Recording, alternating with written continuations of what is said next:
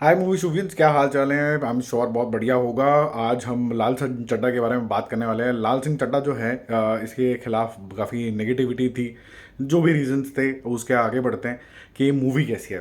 तो मेरा इवैल्यूएशन करने का यार बड़ा सिंपल सा क्राइटेरिया, जब मैं देख भी रहा था तो मेरा बस क्राइटेरिया ये था, फॉरेस्ट गंप को किस तरीके से जस्टिफाई किया गया है, क्या इसके अंदर इंडियन सिनेरियोज और इंडियन चार्म डाला गया कि नहीं डाला गया। वो हमारा प्रॉमिस था इस मूवी को दिखाने का, आमिर खान का, कि क्या वो है कि नहीं है। और तीसरी चीज़ जो मेरे दिमाग में चल रही थी कि किस तरीके से आमिर खान ने इस रोल के अंदर अपनापन डाला है, ना कि कॉपी करने की कोशिश करी है। तो जो कहानी है मैं उसको इस तरीके से समझाने की कोशिश करता हूँ कि क्या क्या सिमिलैरिटीज़ थी, क्या डिससिमिलैरिटीज़ थी। आई एम श्योर बहुत से लोगों ने फॉरेस्ट गंप देखी होगी और बहुत से लोग हैं जिन्होंने नहीं भी देखी होगी।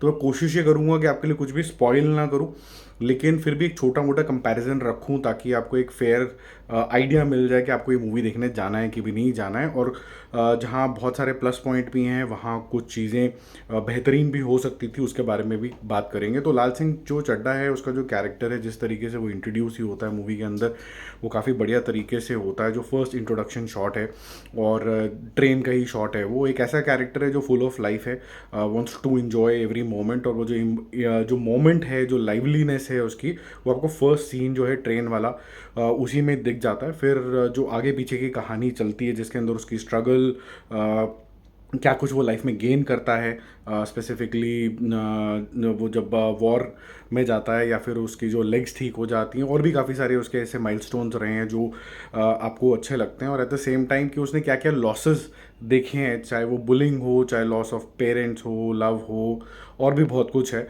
वो सब चीज़ें आपको दिखता है। और किस तरीके से लोग ज़्यादा उसका मजाक उड़ाते रहे हैं, और वो सारी चीज़ें आपको बहुत अच्छे तरीके से दिखती है। तो मेरे लिए जो सीन्स थे जो फॉरेस्ट गंप के इक्विवेलेंट थे, वो पहला तो वही था गोलगप्पे वाला सीन, जिसकी बहुत ज़्यादा ट्रोलिंग हुई थी। इंसिडेंटली जब आप ये देखोगे तो ये आपको बिल्कुल लॉजिकल लगने लग जाएगा कि ट्रेन में गोलगप्पे आखिर आए कहाँ से। बेंच सीन, हालांकि जो थॉटफुल बेंच सीन और जो फेदर वाला सीन है, वो शुरू ही फेदर से होता है एक्चुअली में, वो आपको देखने को मिलेगा। रूपा का जो कनेक्शन है फॉर रिलेंटलेस लव, वो भी सेम तरीके से इक्वेट किया गया है। बट जो चीज़ें डिफरेंट हैं वो है इंडियनाइजेशन। इंडियनाइजेशन तो वहीं से शुरू हो गई जब लेट सेवेंटीज़ में, जब थोड़ा सा रिलीजियस अनरेस्ट हुआ था कंट्री के अंदर। फिर उसके बाद कारगिल का एक इवेंट आता है जो थोड़ा बाद में आता है, पर उससे पहले अगर मैं सीक्वेंस वाइज जाऊँ तो जो 1984 में जो इंदिरा गांधी असैसिनेशन हुआ, वो बाबरी मस्जिद हुआ, वो इनफैक्ट बॉम्बे में जो सीरियल ब्लास्ट हुए वो, इनफैक्ट उसके बाद गुजरात राइट्स हुए वो, फिर मोदी साहब का आना, वो सब कुछ यहाँ पर कवर किया गया है। लेकिन कुछ कुछ चीज़ें बहुत सिग्निफिकेंटली आपके दिमाग में घर करेंगी। इसकी जो जर्नी है, स्पेसिफिकली कारगिल वाले टाइम की, जब ये लड़ने जाता है वहाँ, जो ये ब्रेवरी दिखाता है और क्यों दिखाता है, जो इसका मन है वो कितना साफ है, वो आपको काफ़ी ज़्यादा इम्प्रेस करता है। और यहाँ पर मानव विज का रोल तो इम्पॉर्टेंट है ही है। यहाँ पर नागा चैतन्य भी बहुत प्यारे लगे हैं। बाला का रोल, उनकी जो अंडरवियर टॉक्स हैं वो आपको काफ़ी बढ़िया लगने वाली हैं यहाँ पर। तो ये सारे जो सीन हैं इसको ज़्यादा इम्पैक्टफुल, इमोशनल बनाते हैं। ठीक है, अब कुछ हम इसके बारे में भी बात कर लेते हैं कि इसका ओवरऑल जो अंडरलाइन जो करंट है वो क्या है। बेसिकली ये बोल रहा है कि how can we have a united India, religious rest unrest जो भी हैं, उसको पीछे रखते हुए ह्यूमैनिटी विंस, फॉर एग्जांपल। ये इस तरीके का मुझे अंडर करंट समझ में आया। और जो लोगों को थोड़ा सा पॉलिटिकल प्रॉब्लम्स भी हो जाती हैं, आई थिंक जितना भी अनरेस्ट दिखाया है वो कांग्रेस वाले टाइम में दिखाया है, बीजेपी वाले के टाइम में कोई अनरेस्ट इतना कुछ ऐसा दिखाया नहीं है। मेरे को जो पर्सनल, अगर मैं थोड़ा क्रिटिकल होकर बात करूँ, तो मुझे दो तीन चीज़ों में इस मूवी में इंप्रूवमेंट चाहिए थी। एक तो ये कि जब आप किसी कैरेक्टर को झल्ला दिखाते हो, तो झल्ला versus an honest kid like personality versus let's say less brainy, ये जो तीन है ना, ये अलग अलग लोग हैं। आप कई बारी क्या होता है कि मूवी को जो आगे बढ़ाने के चक्कर में इसको इंटरचेंजेबली यूज़ करने लग जाते हो, तो आपका जो कैरेक्टराइजेशन है थोड़ा सा कंफ्यूज हो जाता है।